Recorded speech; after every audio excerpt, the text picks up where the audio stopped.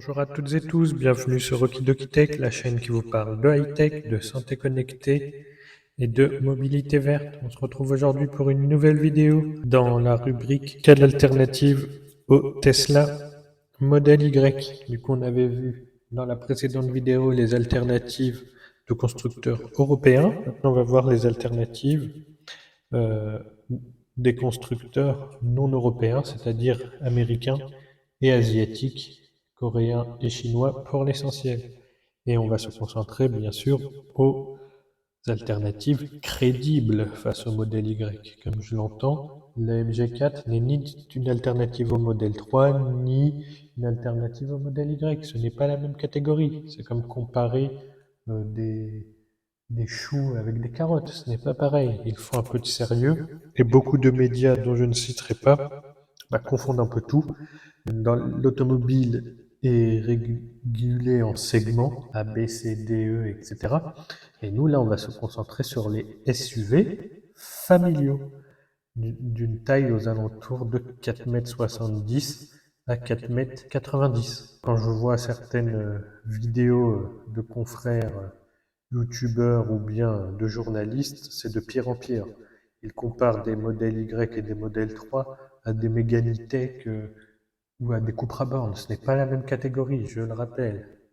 Aujourd'hui, Tesla n'est pas sur cette catégorie de Mégane E-Tech, de Cupra Born, peut-être avec une future modèle 2 ou que sais-je encore comment on va s'appeler. Mais ce n'est pas le moment. Du coup, revenons à nos moutons. Alternative au modèle Y parmi les constructeurs non européens. On va commencer par Nissan. Nissan, il propose l'Ariya, le Nissan Ariya. En plus, comme le Tesla, on ne va pas revenir sur les finitions du Tesla, du modèle Y, vous les connaissez toutes. Il y a une version propulsion, une version long range, une version performance. En fait, c'est à peu près, il y a à peu près deux versions sur Nissan. On a une version petite batterie qui est entre guillemets la concurrente du modèle Y propulsion, mais c'est une traction chez Nissan. Une batterie d'à peu près comme Tesla d'une soixantaine de kWh, mais avec une autonomie WLTP de 50 km de moins, c'est qu'elle est moins efficiente. Et on a également une version en autonomie, si je puis dire, qui est une version avec une batterie de 87 kWh, brut, versus 78 kWh brut chez Tesla. Et encore une fois, elle a un peu moins d'autonomie. On arrive à 536 km WLTP d'autonomie pour la grande autonomie en version traction avant, mais en version 4 roues motrices, on arrive à 515 km d'autonomie. Chez Tesla, 533, comparer ce qui est comparable. Pareil, le prix n'est pas le même. Là, on a un prix hors bonus de 46 000 € dans la version propulsion, contre un prix d'à peu près, la finition équivalente, il faudrait prendre la finition advance, d'à peu près 50 000 € hors bonus. Et du coup, il n'y a pas de bonus là-dessus. Sur le long range, on a 53 000 € versus 60 000 €. Mais pour moi, c'est une alternative crédible, parce qu'on sait que dans la vraie vie, le Nissan Ariya fait mieux que son score WLTP. On va vous ressortir des articles, mais il y en a pas mal dans la littérature spécialisée. Pour moi, ce Nissan Ariya est une alternative crédible, à condition de prendre la version Engage pour avoir le bonus, ou de prendre une version Advance et de négocier le bonus. Et si vous n'avez pas besoin de 4 roues motrices, moi je vous conseille la 87 kW Engage, qui est à peu près à 53 000 €, qui est au même prix que le modèle Y long range. Si vous voulez vraiment les 4 roues motrices, là ça nous fait un budget un peu plus important. On est à près de 60 000 €.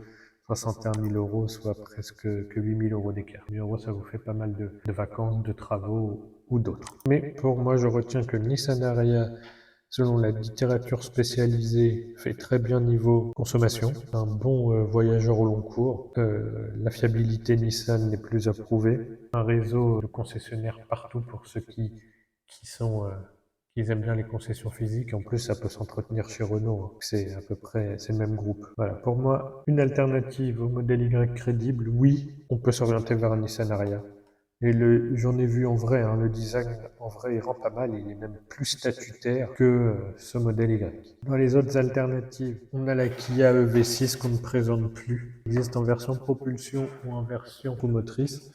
Moi, je partirais sur une fonction, une finition Air Design, mais malheureusement, avec la finition Air Design, vous échappez tout de suite au bonus, hein, que ce soit sur le modèle propulsion ou sur le modèle 4x4. Par contre, elle a beaucoup plus d'autonomie avec sa plus grosse batterie sur le modèle propulsion.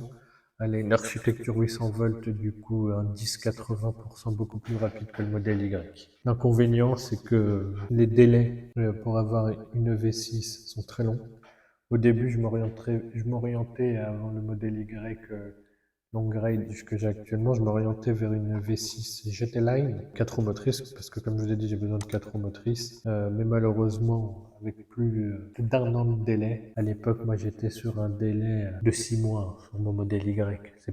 C'était pas encore les délais actuels. Moi j'ai eu un délai de 6 mois, et il y avait plus d'un an, du coup j'ai annulé la commande de le V6, mais c'est une alternative crédible et à l'époque c'était à peu près les mêmes prix, sachant que maintenant, il a bien baissé ses prix, maintenant il y a plus de 13 000 euros d'écart. Du coup, qu'il y a V6, oui mais, je mettrai un mais, si vous avez le budget, et si vous voulez vous démarquer, parce que ça fait vraiment beaucoup plus futuriste qu'un modèle Y, hein, c'est vraiment sur la route, voilà, quand on voit une V6, là on se dit c'est le futur.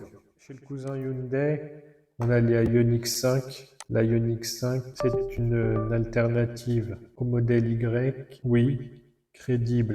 Un peu moins que le V6, vu qu'avec son CX moins bon, on a une consommation un peu plus importante. Pareil, petite et grosse batterie, propulsion ou 4 roues motrices. Une version bien équipée, il faut partir sur un minima une finition créative. Vous voyez, en propulsion, la créative, on est un WLTP qui se rapproche du modèle Y propulsion, 455 versus 476, là, sachant qu'elle a une batterie beaucoup plus importante de 77 kWh, la même capacité de batterie que le modèle Y long range et qui fait moins bien, c'est que l'autonomie est moins bonne. Moi non, je préfère le V6, ceux qui veulent un look néo-rétro, pourquoi pas, mais pour moi c'est moins crédible que le V6 ou que le Nissan Ariya. Chez Ford, on a la Mustang Mach-E. Il faudrait partir sur une finition premium pour avoir une finition équivalente. Et pareil, vous avez plusieurs versions, une version propulsion et une version 4 roues motrices. Et on a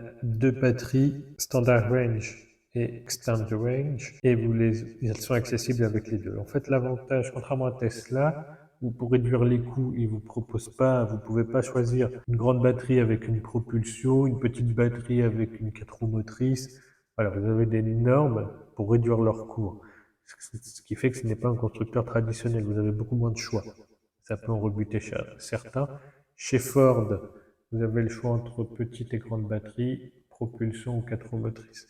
Pour comparer à la propulsion de chez Tesla, du modèle Y, en fait, du coup, on partirait sur une propulsion standard range et au catalogue, mais uniquement avec la finition Mach-E. Mais leur standard range chez eux, c'est 76 kWh, hein, c'est quasiment la batterie du long range de chez Tesla. Et ça fait que 440 km, c'est-à-dire 100 km de moins WLTP que la Tesla Model Y Long Range. Du coup, c'est que c'est un gouffre à électrons, hein. Mais pour comparer à la mienne, et en plus le prix, vous voyez, c'est à partir de, si on la prend, en propulsion machin, on est à plus de 56 990 euros. Mais Ford, ils vous font des prix remisés déjà affichés sur leur catalogue en ligne, c'est ça qui est marrant. Du coup, vous êtes éligible au bonus comme chez Tesla. Mais du coup, vous avez la même autonomie qu'une propulsion, modèle Y, mais avec une batterie qui fait 15 kWh de plus. Du coup, il faut la remplir. Du coup, ça va vous coûter un surcoût financier à la charge à chaque fois. Et ça, vous allez rester plus longtemps au superchargeur, vu qu'il faut, la batterie est plus grande. Et pour comparer avec le long range, c'est la finition premium. Du coup, pour avoir la même autonomie, il faut 4 roues motrices, et vous voyez, pour avoir la même autonomie, il faut la 99 kW. C'est un gouffre. C'est-à-dire, il faut une batterie pareil, de 15 kWh, de plus pour avoir la même autonomie que chez Tesla. C'est que l'efficience n'est pas au rendez-vous. Du coup, et pareil, hein, le prix est moins important. Il est remisé directement, mais c'est 10 000 € de plus qu'une Tesla Model Y Long Range. Du coup, est-ce que le Ford Mach-E? Non. En l'état actuel, c'est un gouffre à électrons, ça va vous coûter beaucoup plus cher en recharge. Du coup, pour moi, ce n'est pas une alternative crédible. Chez Toyota, on a le BZ4X qui boxe dans la même catégorie que le Model Y, qui est à peu près la même taille, et qui est beaucoup plus cher par contre, 55 000 € ou 15 000 balles de plus, 4 roues motrices, qui est à 58 000 €. Il n'y a pas beaucoup d'écart entre les deux versions. On va voir les caractéristiques du BZ4X. 450 km d'autonomie WLTP. Voilà, on a une batterie de 71,4 kWh, beaucoup plus importante que celle de Tesla et qui nous met une autonomie à peu près identique à celle de chez Tesla. Pareil, ça va vous coûter beaucoup plus cher. Du coup, non, ce n'est pas une alternative crédible. Chez les Chinois, la marque NIO va bientôt arriver en France 2024 normalement. On a l'ES6 ou le C6. Le C6 c'est le même que l'ES6 mais en version coupée. Du coup on va pas revenir sur le C6, c'est la même chose. On va partir sur le S6 à peu près 4,85 m qui est une alternative crédible qui a l'air plutôt pas mal sur le papier. Dans les caractéristiques, on voit que pour le S6 on a une batterie de 70 kWh ou une autre de 84 kWh, qui nous fait 410 km WLTP sur la plus petite version et 480 km sur la grande version, qui ne nous promet pas un bon rapport prix-consommation, autonomie. Enfin, une dernière alternative crédible, ça serait le Fisker Ocean à la française, mais qui est beaucoup plus cher. Mais c'est le SUV qui revendique une autonomie WLTP la plus importante aujourd'hui sur le marché européen avec plus de 700 km. Le prix n'est pas le même. Pour la configuration, du coup, on va commencer par le niveau de finition. Le premier prix, c'est une petite batterie qui est une traction et qui a une autonomie WLTP de 440 km, ce qui peut se comparer aux 450 du modèle Y propulsion, à peu près la même accélération. Ensuite, on a spécial la Launch Edition ou l'Océan Ultra.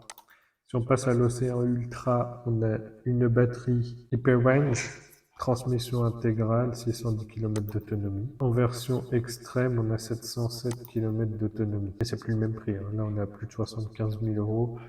C'est-à-dire par rapport à un long range de chez Tesla, plus de 20 000 € de plus. Mais en restant raisonnable, on a celui-ci qu'on pourrait comparer au modèle Y long range, qui a plus de 13 000 € de plus. C'est vraiment pas le prix. Est-ce une alternative crédible Fisker Ocean au modèle Y? Oui, à deux conditions. Premièrement, que les mises à jour OTA se fassent bien, parce que pour l'instant, il n'y a aucune aide à la conduite disponible. Le toit solaire, c'est un gadget. En général, quand on a ce genre de véhicule, on ne se gare pas dans la rue, vous vous garez dans votre garage. Du coup, vous n'allez rien récupérer du tout. Vous avez l'argent qui va avec, il n'y a pas de souci. Du coup, oui, c'est une alternative pour les plus fortunés d'entre nous. En résumé, quelle est l'alternative extra-européenne au modèle Y? Il n'y en a pas beaucoup. Il y a le Nissan Ariya et le Kia EV6. Pour moi, ce sont les deux seules alternatives crédibles aujourd'hui. Et pour les plus fortunés, le Fisker Ocean, qui peut être également annoté dans sa liste. Voilà, du coup, avec cette vidéo plus la précédente, on voit qu'il n'y a pas beaucoup d'alternatives au modèle Y à l'heure actuelle. C'est pour ça qu'il domine le marché et malheureusement, on va bientôt en voir autant que des Mégane à l'époque ou des 308. En tout cas, je vous remercie d'avoir regardé cette vidéo et je vous dis à bientôt sur Okidoki Tech pour de nouvelles vidéos. À bientôt, ciao ciao les amis.